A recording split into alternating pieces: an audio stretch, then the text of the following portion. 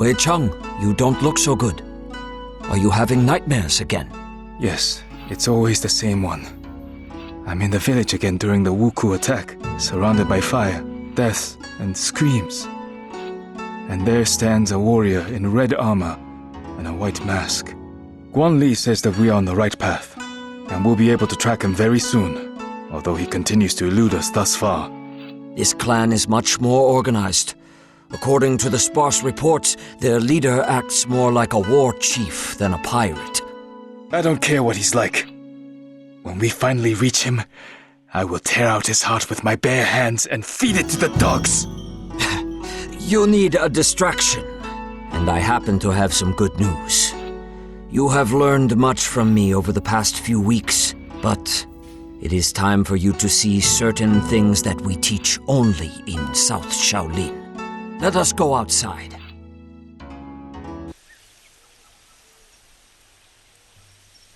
This fighting style is called Southern Elements.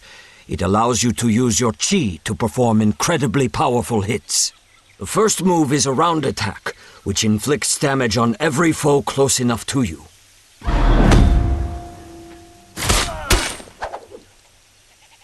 The second move unleashes the full power of your weapon over the head of your enemy.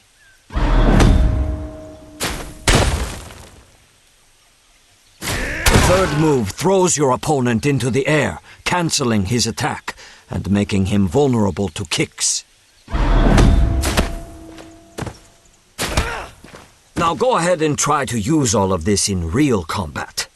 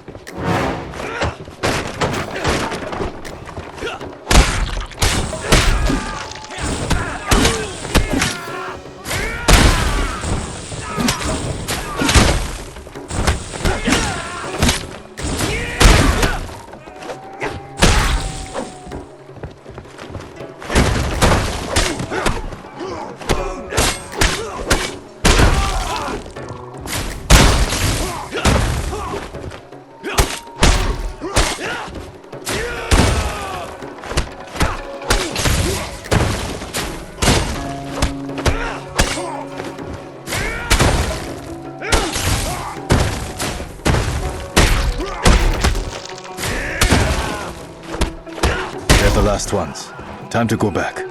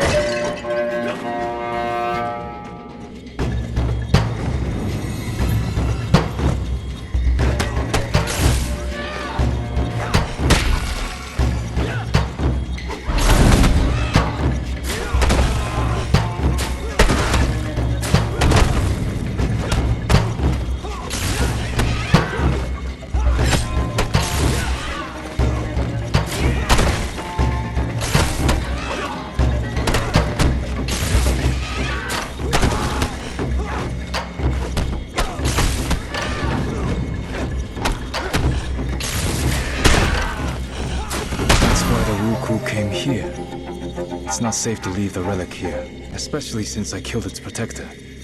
I'll take it with me and show the others.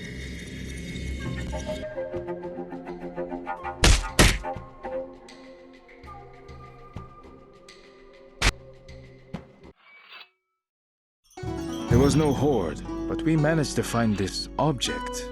It seems to be made out of jade and looks very old. The pirates probably wanted to sell it to a collector.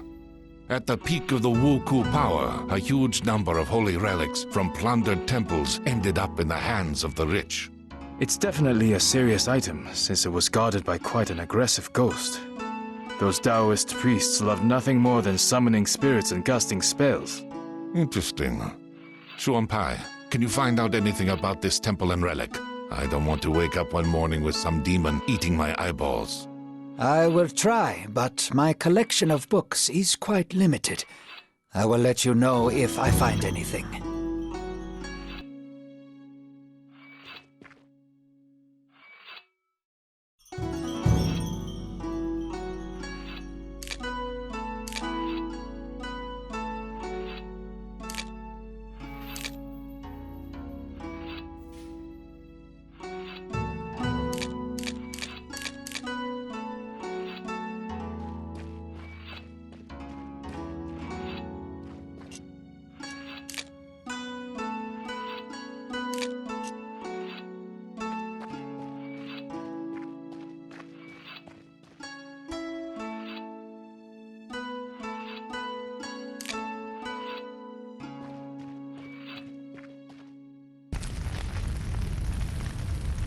The Wuku have set fire to the building.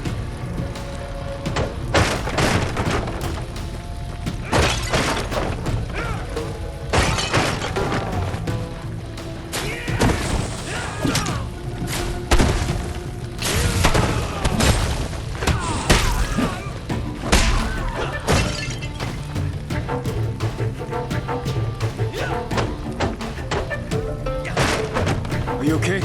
Yes, thank you for your help. The Wuku appeared out of nowhere, so we didn't even have time to lock the gates. They burst in and started killing, raping, and pillaging, and locked up those they didn't kill. They decided to burn down the Tulou and everyone inside before they left. We have to help the others or they'll burn alive. Run outside and hide. I promise that we will save everyone.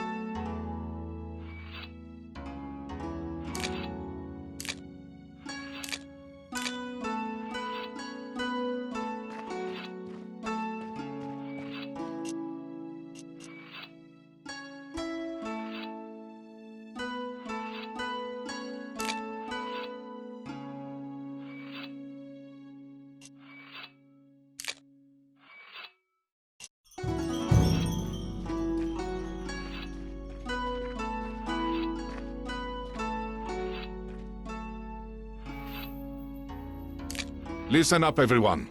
As you've probably noticed, the local authorities are still doing nothing. As if it's ever been otherwise. That's true. However, we have received a letter from an official named Wang Taixin. He has arrived from the capital to act as the censor and to restore order to the province. His powers are still limited, but his spies have discovered the location of the Wuku base. It is in a coastal cave not far from Wei Cheng's village. They have been hiding right under our noses this whole time. We must go at once, before their leader eludes us once again. I know the cave. We'd often climb inside as children. Not many people know that it has two entrances. A large one from the beach, and a tiny one from the opposite side, which leads to a subterranean river. It's pitch dark in that part of the grotto, with little space and sheer drops on either side. The path is nearly impossible to spot from the inside, and the Wuku won't know about it. We can storm in through that entrance and use the element of surprise. A good idea, but such a plan won't work. Considering how narrow the cave is, we will be like fish in a barrel if they spot us too early. Let's do this instead. I will lead the main group in from the beach and engage them outside, drawing out their main forces. Meanwhile, you and Shuan Pai will slip in from behind and set fire to their ships. This will cause a panic, and we'll then use all our strength to force them back inside the cave. Excellent plan. Let's go.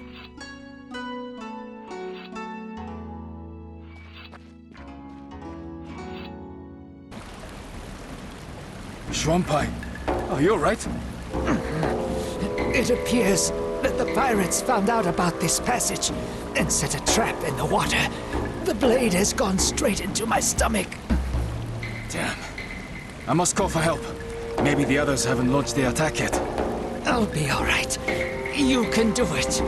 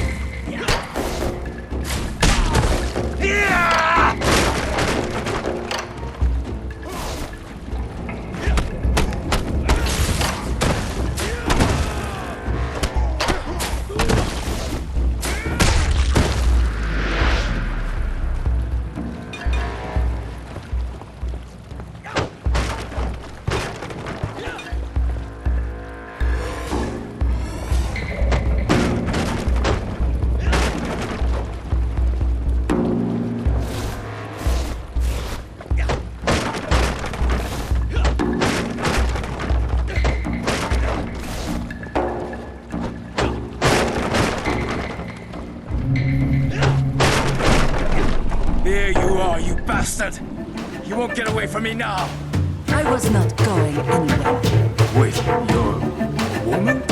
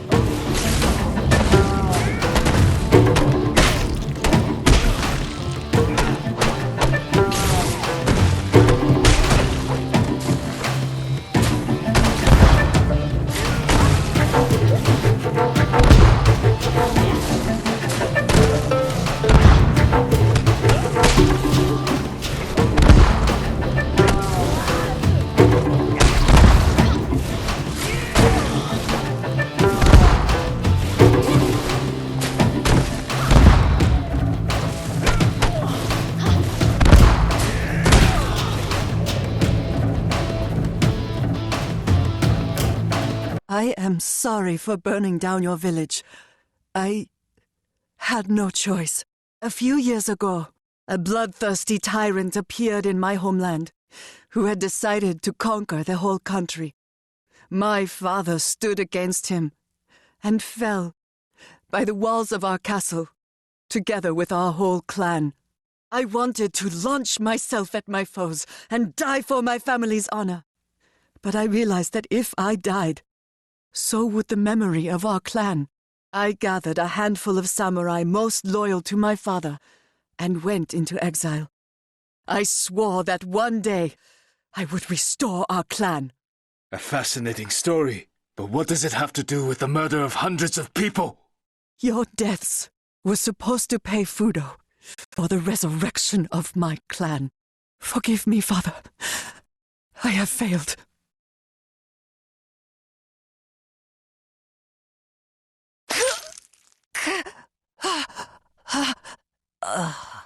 Before she died, she said that someone called Fudo promised to resurrect her family in exchange for people's lives.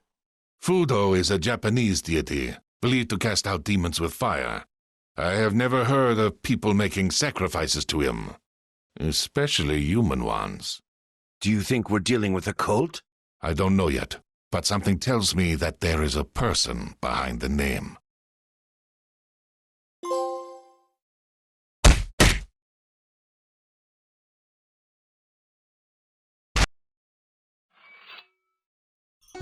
Master Zhongfei, I would like to speak to you. You have taught me a lot since I've been with you.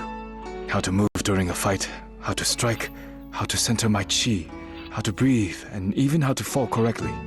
I've almost completed all the tasks set by Master Guanli, from defending villages to washing these blasted floors. And now you want to take the monastic vows and become a student monk. Am I right? I won't argue with that. You're quick to learn, you train hard, and already fight better than many Shaolin monks. Yet I have one question for you. You have finally gotten revenge on the person who killed your grandfather and burned down your village. How do you feel now? For me, she was evil incarnate. Every day, I imagined how I would take her life with my own hands. I wanted her nearest and dearest, people I never met, to die a painful death. You probably expect me to say that her murder didn't change anything, that I don't feel any better and other such banalities. However, I do feel better. Although not because I got my revenge. She was only human. She committed all these murders because she was unable to accept her father's death. I feel better because I was able to discard my hate towards her and feel sorry that she is dead. You have changed much since we first met, Wei Chang. Well, I agree.